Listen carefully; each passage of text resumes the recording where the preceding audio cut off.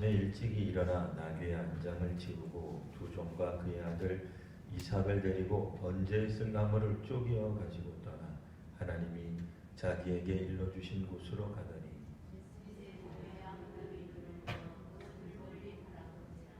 이에 아브라함이 종들에게 이르되 너희는 나귀와 함께 여기서 기다리라.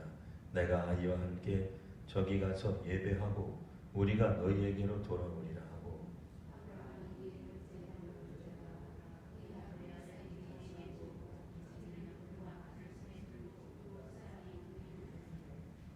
이삭이 그 아버지 아브라함에게 말하여 이르되 내 아버지여 하니 그가 이르되 내 아들아 내가 여기 있노라. 이삭이 이르되 불과 나무는 있거니와 번제할 어린 양은 어디 있나이까.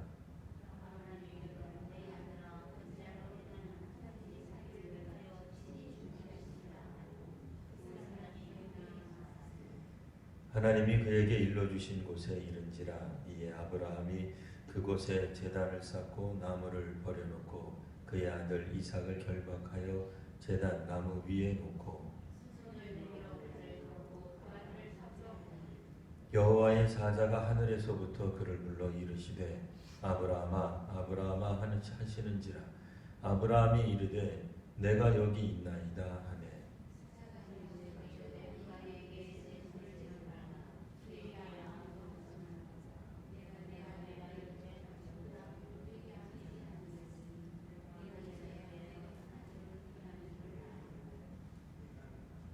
아브라함이 눈을 들어 살펴본즉 한 순양이 뒤에 있는데 뿔이 수풀에 걸려 있는지라. 아브라함이 가서 그 순양을 가져다가 아들을 대신하여 번제로 드렸더라.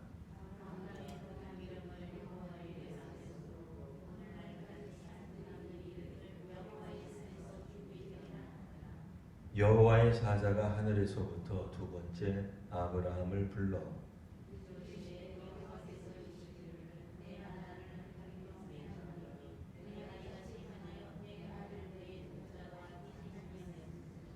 내가 내게 큰 복을 주고 내 씨가 크게 번성하여 하늘의 별과 같고 바닷가의 모래와 같게 하리니 내 씨가 그 대적의 성문을 차지하리라.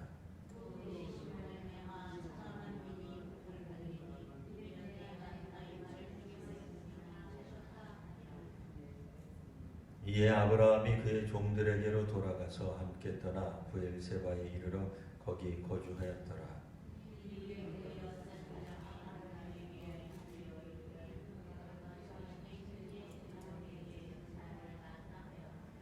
그의 맏아들은 우수여 우수의 형제는 부수와 아람의 아버지 그무엘과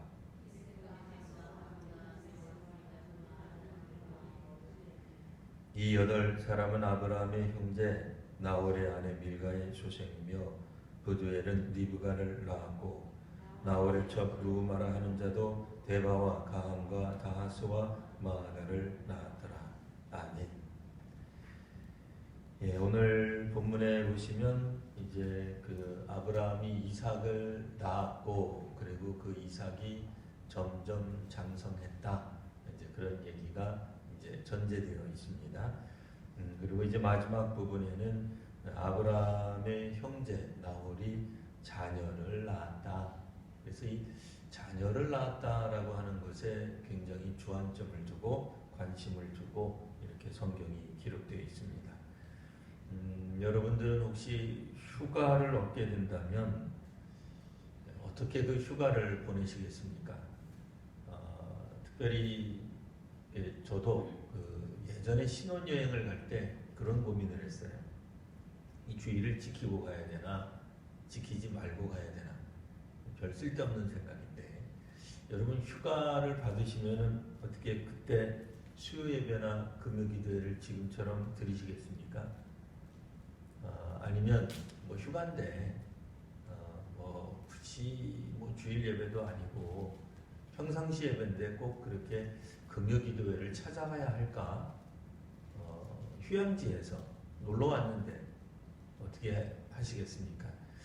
만일 우리 자신이 혼자만 휴가일 때도 있겠습니다만 우리 가족 전체가 휴가를 즐길 수도 있으시겠죠. 그러면 여러분들의 배우자와 함께 교회 하시겠습니까? 참 미리 말씀드려야 될 걸 빠뜨렸군요. 교회 출석이 구원을 담보한다 이렇게 생각하지는 않습니다. 저 개인적으로는 혹시 주일 하루 빠진다고 해도 구원받는데 지장은 없습니다.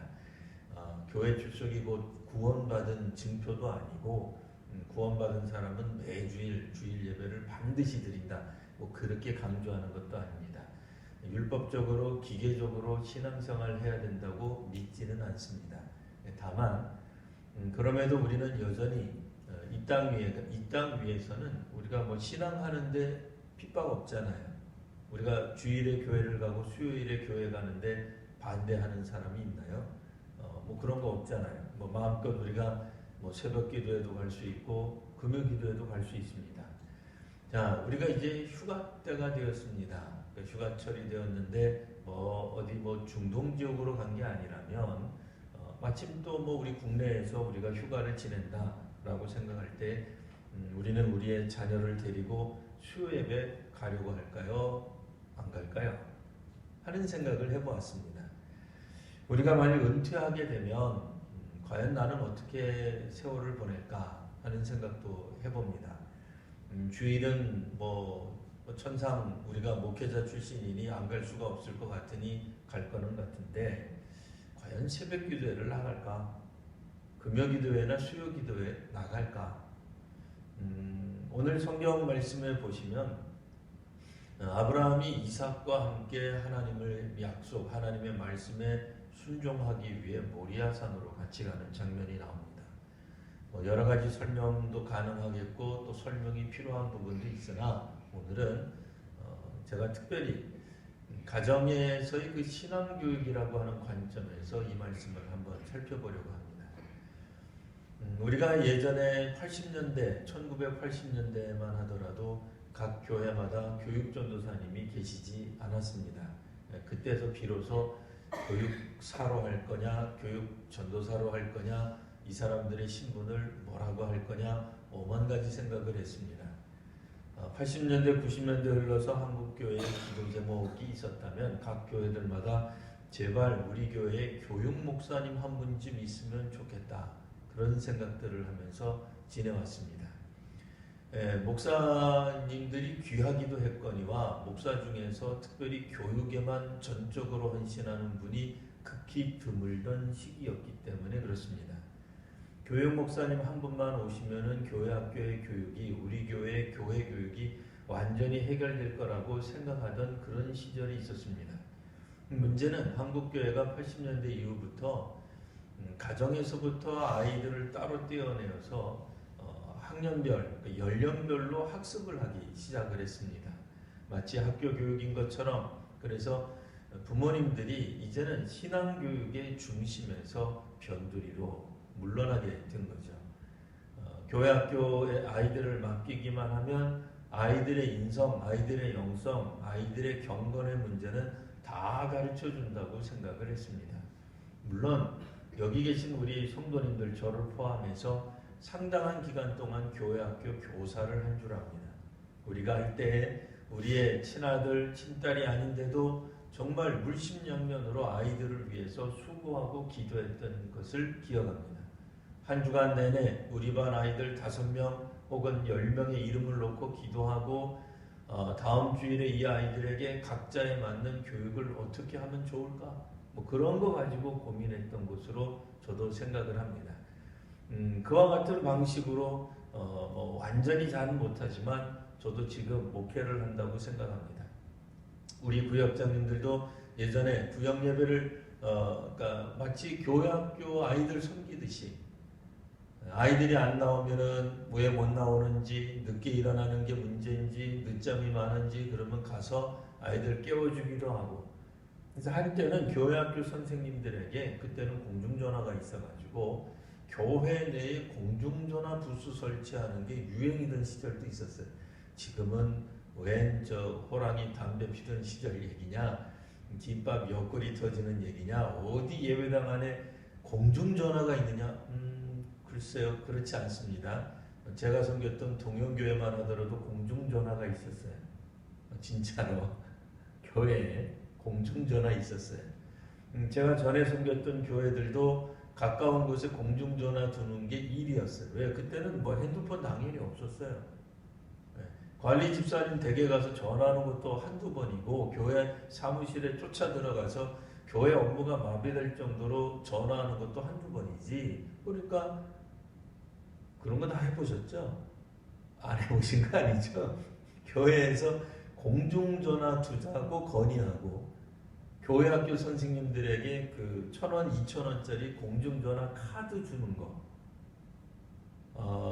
오늘날에는 이제 1년 지나고 나면은 뭐 3만원, 5만원 이렇게 상품권 주잖아요. 수고했다고. 그게 아니고 그런 건 바라지도 않았어요. 1,000원, 2,000원짜리 공중전화 카드를 줘가지고, 왜 그때 카드 있었잖아요. 카드 줘가지고 마음껏, 왜냐면 10원짜리, 20원짜리, 100원짜리 놓고 하다가 이게 끊어지면 안 되잖아요. 그래서 카드를 주던 거를 교회학교 교육위원회에서 결의하고 결정하던 그런 시절을 우리들이 살아오기는 했습니다만, 교회학교 선생님들의 열정을 무시하는 건 아닌데, 기본적으로 신앙교육의 출발은 부모에게서 시작되는 겁니다. 다른 사람들에게 맡길 수 있는 게 아닙니다. 제가 신학대학 다니던 80년대 초반에는 이런 우스갯소리가 있었습니다. 하필이면 이제 회사 사장님이 주일날 그렇게 꼬박꼬박 예배를 드리러 자기네 비서를 데리고 다닌다는 거예요. 그래서 비서를 데리고 운전을 시켜가지고 주차장에 가 있으라고 기다리고 하고는 자기는 예배를 우아하게 드리고 나간다. 이게 무슨 신앙교육이냐? 뭐 이러면서 이야기했던 게 있습니다. 뭐가 하나 빠져있죠? 그럼 그 기사 양반도 같이 예배를 드려야 될 거 아니에요. 근데 오늘날에는 기사 양반 보고 예배를 드리라 그러면 그거는 종교적 강요가 될 거예요. 그분이 안 믿는데도 억지로 데려오면 강요해요. 강요라는 개념이 있습니다. 우리가 예전에도 우리 부모님들이 이제 12월 달, 11월 달 어간쯤 되면은 보통 교회에서 100일 기도를 하곤 했어요. 뭐 교회에 따라서는 40일 기도도 하죠. 입시를 위해서 우리 자녀들이 좋은 대학 가라고 위해서 기도하는 겁니다. 근데 문제는 뭐예요? 고3 애들이 교회는 안 나와요. 누구만 나와요? 부모님만 나와서 열심히 기도하는 거예요. 우리 아이 좋은 대학 가게 해주십시오. 장학금 꼭 받게 해주십시오. 재수하지 않게 해주십시오. 재수하는 부모님들은 삼수하지 않게 해주시옵소서. 그러고 기도를 하는 거예요. 그리고 애들은 절대로 여름 성경학교 보내지도 않고 주일날 예배를 드리지도 않아요. 저도 한때는 고등부 교육 목사를 할 때 1부, 2부 예배를 드린 적도 있어요. 1부를 따로 했어요. 고3반을 위해서. 왜냐면 일찍 학원에 가야 되니까 9시 예배는 못 나오니까 7시 반에 예배를 드리는 거예요. 그렇게 해서라도 오는 건 다행이죠. 아예 오지도 않아요. 고3이 되면 제가 가장 많이 들었던 얘기 중에 하나가 고3은 이제 입원도 안 시키는 거 아시죠, 목사님? 우리 고3에는 여름 수련회 안 갑니다. 그리고 고3 애들은 교회 안 나와도 뭐라고 하지 마십시오. 그런데 부모님들은 저한테 꼭 뭘 요구를 해요? 목사님, 우리 아이들을 위해서 40일 갖고는 부족하니 올해는 100일 기도합시다. 수능이 있는 날 혹은 뭐 그런 뭐 학력고사 있는 날 있잖아. 있는 날은 아침서부터 그 아이들 그 시험 보는 그 시간 전서부터 교회에서 한 곳에 부스를 마련하는 거예요. 설치를 하고 프랭카드 걸고 시험 보는 아이들 이름 쫙 갖다 붙이고 아이들 시험 끝날 때까지 계속 릴레이 기도를 하곤 했어요. 이제 뭐가 빠져 있어요? 아이들이 빠져 있죠. 아이들은 신앙과는 전혀 관계없는 삶을 사는 거죠. 힘들고 어렵고 공부 많이 해야 되고 정신 바짝 차려야 되는 순간에 아이들은 꼭 교회 오는 것만이 신앙교육은 아닙니다만 어찌되었든 오늘 우리들은 뭐 교회 나오는 게 뭐 부담되거나 부정적이거나 뭐 교회 오면은 잡혀가는 뭐 순교하는 그런 시대에 사는 게 아니잖아요. 아이들은 신앙교육에서 정작 신앙을 가르치고 신앙을 함께 해야 될 부모는 아이들에게 신앙을 가르치기보다는 이 시간에 공부해라. 이 엄마는, 이 아버지는 너를 위해서 열심히 돈을 벌고 기도해 주겠다. 뭐 그러고 이제 가르쳤어요. 이 아이들이 대학 가서는 어떻게 해요? 이제 직장에 들어가야 되는데 대학 4년 갖고는 안 되는 거예요. 어떻게 해야 돼요? 스펙을 쌓아야 돼요. 1년 동안 외국에 갔다 와야 돼요. 외국에 나가서도 교회를 다니는지 안 나가는지. 위기 때마다 아이들은 시간을 내서 어디를 다녀야 돼요? 스펙을 쌓아야 되고 더 공부해야 되고 취업 준비를 해야 돼요. 그래서 정말 우리들이 생각할 때 정말 좋은 직장, 뭐 대기업이 되었던 오늘날에는 대기업보다는 뭐 공무원 되는 걸 좋아하니까 공무원이 됐단 말이에요. 근데 또 진급을 해야 돼요. 공무원 됐다고 뭐 대기업 갔다 끝나는 게 아니잖아요. 그때 어떻게 해야 돼요? 또 이 사람들은 열심으로 공부합니다. 토익 보고 토플도 보고 해외도 나가서 해외 지사에 근무를 해야죠. 그래야 뭐 점수도 좀 올라가고 진급하는데 도움이 될 거 아니겠어요? 혹시라도 나중에 40대쯤 되어가지고 이제 창업을 하게 됩니다. 뭐 이제 회사에서 나와가지고 자기 혼자 뭘 하게 될 때에도 그때 하던 방식대로 살아가는 거예요. 일요일은 예배를 드리는 날이 아니에요. 수요일과 금요일 저녁은 하나님께 나아갈 수 있는 날들이 아니에요. 뭐 하는 날이야? 그때는 영업해야 되는 날이에요.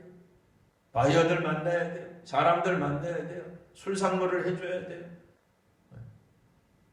뭐 혹은 남자들은 그러겠죠. 여자 당신들만 교회에 가서 나를 위해서 기도해줘라. 아이들은 그 시간에 어디가 있는 거예요? 공부하고 있는 거예요. 뭐 엄마만 나와서 열심으로 기도하거나 혹은 뭐 누구 한 사람만 나와서 하지 결코 온 가족이 함께 예배를 드리거나 신앙에 관한 이야기를 하거나 성경에 관한 이야기를 하는 게 아예 없어요. 적어도 저는 그런 생각은 해봅니다. 방학 때라면 우리 아이들이 만일 어린 아이들이라면 예전에 우리 권사님들 집사님들 중에 그러셨을 거예요. 애기 업고 교회 나오셨잖아요. 우리가 보면 좀 황당하죠.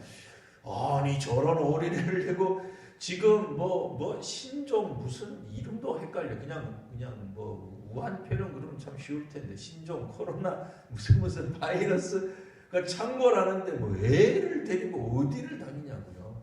애를 얻고 16길도 멀다 하고 걸어 다니면서 예배를 드리고 모태신앙 정도에서 끝나는 게 아니라 아이가 어렸는데도 손 붙잡고 함께 교회 가고 예배를 드리고 여름 성경학교 같이 가지고 했단 말이에요. 지금은 안 그래요. 애들만 보내고 자기는 딴 데 가 있거나 혹은 반대로 애들은 학교 공부를 혹은 학원 공부를 시키고 우리만 나와 있던지 하는 그런 모습인데 오늘 성경에 보면 아브라함은 자신의 믿음의 순종의 장소에 자기의 아들 이삭을 동반합니다. 함께 가 있어야 되는 거예요. 신앙의 자리에 신앙적으로 결단하고 하나님 앞에 순종하는 모습을 자녀가 볼 수 있어야 되는 거죠. 저도 이제 뭐 목회를 하면서 고민을 했던 게 있습니다. 내가 전도사 시절에도 우리 가족들하고도 같은 이제 뭐 저는 이제 계속 같은 교회를 다닐 수가 없으니까 다닐 수가 없잖아요. 뭐 2년 동안 다니고 뭐 3년 동안 다니고 교육전도사 시절은 계속 그때는 뭐 결혼도 안 했었고 사실은 상당한 시절은 제가 안 했으니까 80년대부터 90년대 중반까지 안수받기 전에 한 10여 년 이상 저도 교육전사와 전임전도사 하면서 다닐 때는 뭐 결혼도 안 했을 때니까 혼자 다녔겠습니다만 당연히 결혼해서는 다 같이 다니죠. 과연 목회자의 자녀들이 이 시간에 예배당에 안 오고 있으면 얼마나 불편할까. 저도 그런 생각 가끔 해요. 지금이야 뭐 애들이 커서 뭐 직장도 다니고 뭐도 하고 뭐 하고 그러니까 안 해도 괜찮지만 그런 생각 해보는 거죠. 내가 담임 목사일 때는 아이들이 나와야 되고 뭐 부목사이거나 전임 전도사일 때는 안 나와도 되는가 뭐 5만 가지 생각을 다 하면서 살았어요. 어떻게 해도 되는가 안 해도 되는가. 제가 이제 우리 성도님들에게 보낸 문자 중에 그런 게 있었을까요? 기억나시는지 모르겠습니다. 아브라함이 왕이었어도 그랬을까요? 뭘 그랬어요? 자기 부인을 누이라고 말하고 돌아다녔을까? 안 했겠죠. 자기가 왕이라면. 안 했겠죠. 근데 자기는 나그네니까. 근데 그게 이 순진한 혹은 백색 거짓말로 성경에서 보느냐 말이에요. 아니에요. 그렇게 보지 않아요. 거짓말했다고 아비멜렉이 지적하잖아요. 당신은 거짓말하고 있다. 그러니까 그런 측면에서 오늘 아브라함이 보여준 신앙의 모습은 굉장히 발전한 모습을 보여준다고 생각합니다. 얼마나 힘든 일입니까? 자기 자신이 가장 소중하게 여기고 정말 보배라고 여기는 것을 하나님이 바치라고 했을 때 하나님이 뭐 인신제사를 원하시는 게 아니잖아요. 인신공양하듯이 사람의 몸을 직접 바치라고 오늘 성경에 보시면은 그런 오해를 할 수는 있습니다만 아예 22장 1절에 이렇게 표현합니다. 아브라함을 시험하시려고 시험하시는 거예요. 그러니까 독자들로 하여금 너무 걱정하지 않도록 일단 막아주세요. 물론 아브라함은 모를 거예요. 하나님이 날 지금 시험하고 있는 게지. 걱정 없는 거야. 뭐 이렇게 생각하는 건 아니에요. 그러나 중요한 건 뭐야? 그가 아브라함이 정말로 소중하게 여기는 2절에 보시면 내 아들 내 사랑하는 독자 이삭을 데리고 몇 번의 언어적 강조를 해주고 있죠. 내 아들이다. 너의 아들이다. 백세에 낳은 놀라운 기적의 아들이죠. 그러나 이게 뭐 아브라함이 잘해서 낳았겠어요? 성경에도 다 나오잖아요. 하나님이 사라를 돌보사 하나님 말씀하신 대로 사라를 생각하시고 돌보셔서 아이를 낳은 거예요. 결국 하나님이 주신 아이, 문자 그대로 하나님이 주신 아이. 그런데도 오늘은 굳이 성경 기자가 뭐라고 얘기를 해요? 하나님 말씀하시기를 내 아들, 내 사랑하는 독자. 하나님도 알고 계세요. 한 명밖에 없는 아들인 줄 뻔히 알면서 그 아들을 하나님이 달라고 하나님께 달라고 하나님이 요구하고 계시는 거예요. 상당한 위이죠. 억지로 우리가 우리의 자녀들을 신앙교육하자는 게 아닙니다. 인격적으로 아이들을 억압하면서 윽박지르면서 아이들을 가르친다고 해서 되는 시대도 아닙니다. 이제는 아이들이 청소년기 뭐 우리 다 경험하셨겠습니다만은 우리가 소위 말하는 이 질풍노도의 시기가 더 이상 고등학생이 아니에요. 지금은 중2병도 점점 낮아지고 있어요. 초등학생만 돼도 애들이 벌써 청소년기 반항을 하고 있습니다. 요즘은 억압적으로 아이들 신앙교육한다고 되는 건 아니에요. 놀라운 거는 아브라함은 억압적으로 하지 않는데도 강요하지도 않는데도 강압적으로 하지 않는데도 이삭이 순종하고 있다라고 하는 겁니다. 이미 이삭은 이제 상당한 나이가 되었을 겁니다. 자기 이제 요즘 말하는 살만 날 거예요. 왜 우리도 어렸을 때 그런 생각하잖아요. 아 나도 빨리 어른이 돼야지. 어른이 되고 싶어요. 어른이 된 거예요. 단순히 청소년이라고 보셔도 돼요. 할 수 있는 거 다 하는 거잖아요. 자기 아버지보다도 더 빨리 뛸 거예요. 힘도 더 셀 거예요. 이미 이삭을 낳을 때 아브라함 나이가 100세예요. 뭘 기대합니까? 그 100세인 아버지에게서 그 기적적으로 낳은 거지. 그때도 뭐 혈기가 왕성하고 뭐 아브라함이 청춘으로 되도 뭐 회춘하고 그런 거하고 좀 거리가 멀잖아요. 하나님이 기적적으로 낳게 하신 거지. 뭐 그때 뭐 얼마나 아브라함이 힘이 세고 뭐 청년 뭐 30대 40대 청년처럼 뛰어다니고 그랬겠어요. 근데 그 아브라함에게 문자 그대로 신앙의 위기가 옵니다. 아니 이삭 자신에게도 인생의 위기가 오는 거죠. 가족 전체가 무너질 수도 있는 인생의 위기가 온 겁니다. 왜요? 이삭이 없으면 다음 세대는 없는 거죠. 어떻게 보면 무리한 요구죠. 우리도 마찬가지입니다. 아이들 그렇게 열심으로 공부하는데 우리 아이들 학원 안 보내고 주일날 교회 가라고 등 떠미는 부모가 있다면 그거 진짜 신앙의 위기죠. 1점 때문에 떨어지고 아이들이 울고 웃는데 그거 할 수 있겠어요? 하기 어려운 거죠. 방학 같은데 한번 아빠랑 같이 엄마랑 같이 새벽 기도에 가보자. 쉽지 않은 거죠. 왜? 우리 애는 잠을 7시간, 8시간 충분히 자야 되는데. 그러니까 평상시에는 하지 않으셔도 돼요. 방학 때는 할 수 있잖아요. 휴가 때는 할 수 있잖아요. 우리 은퇴하면 얼마든지 마음껏 하나님 예배하고 찬송하고 또 주를 위해서 교회를 위해서 섬길 수 있잖아요. 근데 요즘은 휴가 때도 바쁘고 은퇴를 하면 더 바빠요. 더 시간을 못 내요. 하여튼 오늘 아브라함 같은 경우에는 그 아들 이삭과 함께 하나님 앞에 순종하는 신앙의 한 복판에 나옵니다. 하나님께 순종함을 아브라함은 가르쳐주고 이삭도 그 자리에서 아버지께 반항하지 않고 그대로 따릅니다. 오늘 본문에서는 어쨌든 그대로 따릅니다. 아마도 우리가 이렇게 추측해 볼 수 있습니다. 이삭을 낳은 이후 이삭이 어느 정도 나이가 들었을 때 이스마엘이 이삭을 비난하는 아주 비웃는 일들이 벌어졌습니다. 그죠? 너는 이 집안의 장자가 아니다. 이스마엘 내가 장자다. 아버지 유산을 받더라도 내가 더 많이 받을 거다. 아마 그렇게 놀렸을 거예요. 그러니 사라가 막 화가 나가지고 아브라함한테 남편한테 얘기하잖아요. 저 종 당신 아들 저 종하고 하갈이죠. 이스마엘의 어머니가 되는 하갈과 당신의 아들을 내쫓으십시오. 저들과는 유산을 나눌 수 없습니다. 그러니까 아마 그 상속자가 되는 문제 가지고 아마 그러니까 아브라함이 아니라 이삭을 이제 이렇게 좀 괴롭혔던 것 같아요.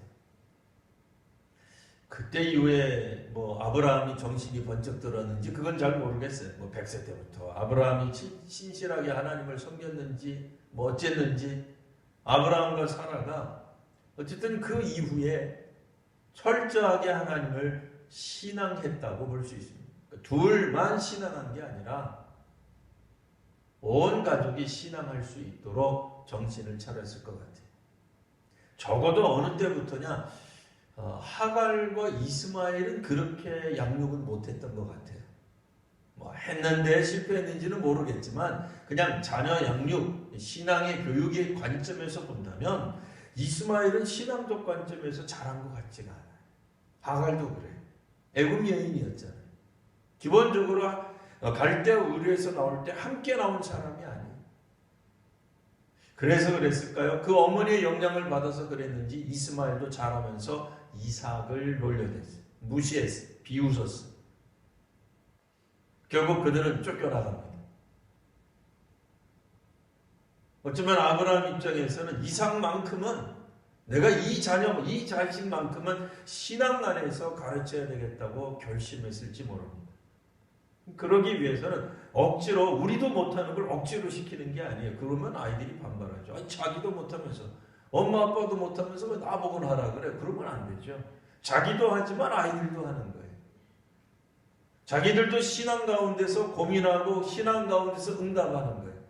삶에 위기가 오고 고통스러운 일이 있고 다른 사람들에게 무시를 당해서 상처를 받을 때 신앙으로 극복하는 모습을 자녀들 앞에서 보여줄 때에 자녀들이 아하 우리 아버지가 우리 어머니가 노예처럼 사람 아주 우습게 여기고 비웃음을 당해도 신앙 가운데 저렇게 극복하는구나. 그걸 볼 줄 알아야 자녀들이 자기들도 똑같은 상황이 벌어질 때 믿음으로 극복하지. 우리가 조금 상처받았다고 에이씨 뭐 못해 먹겠네. 그게 교회야. 사람도 없으면서 그렇게 이야기한다 그러면 자녀들이 그 말 그대로 배우는 거 아니겠어요?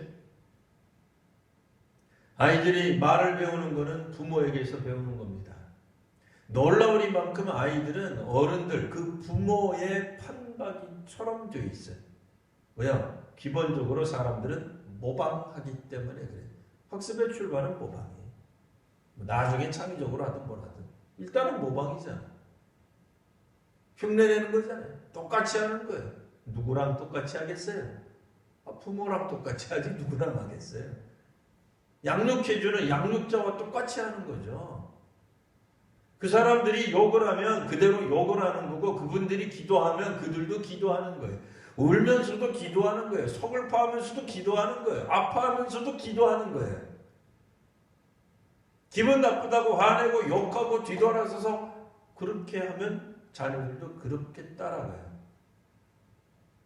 자녀의 신앙교육의 1차적 책임은 부모에게 있는 겁니다.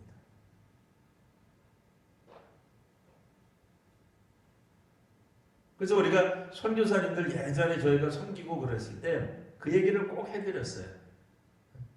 후원교회들 욕하지 마십시오. 선교사님.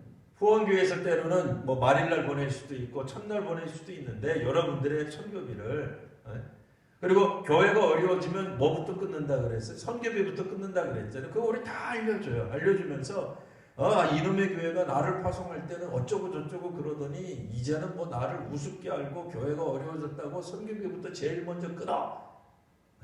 그러면 나중에 아이들이 어떻게 된다고요? 한국 교회를 싫어해. 힘들어해.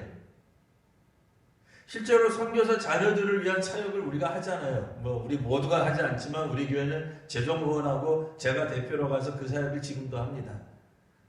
예전에도 선교사 자녀들 모아놓고 세미나하고 뭐 1박 2일이든 2박 3일이든 하고 나면은 이 아이들이 자기네 후원교회 방문하는 걸 싫어해요. 좋아하지 않아요. 왜 안 좋아하겠어요? 부모님으로부터 들은 상처가 그대로 있는 거예요, 아이들이. 그잖아요. 그대로 있을 수밖에 없잖아요. 후원교회 장로님 후원계 안수 집사는 거들먹거리면서 선교사 할 길을 뭐같이 알면서 그냥 그 앞에서 그 자기네 부모들은 그냥 벌벌 기는 것 같은 그런 사람, 뭐 그런 인식들. 그러니까 부모가 가졌던 그 부정적 감정들이 그대로 자녀들에게 가는 거예요. 사실 사랑을 많이 받은 사람들이 사랑을 줄 수 있습니다. 어렵고 힘들고 위기 가운데 있어도 하나님의 사랑을 많이 받은 부모, 그 부모는 신앙으로 그걸 자랑하죠. 노래하죠. 찬송합니다. 미쳐서 찬송하는 게 아니잖아요. 슬픔을 잊으려고 억지로 찬송해내는 게 아니잖아요.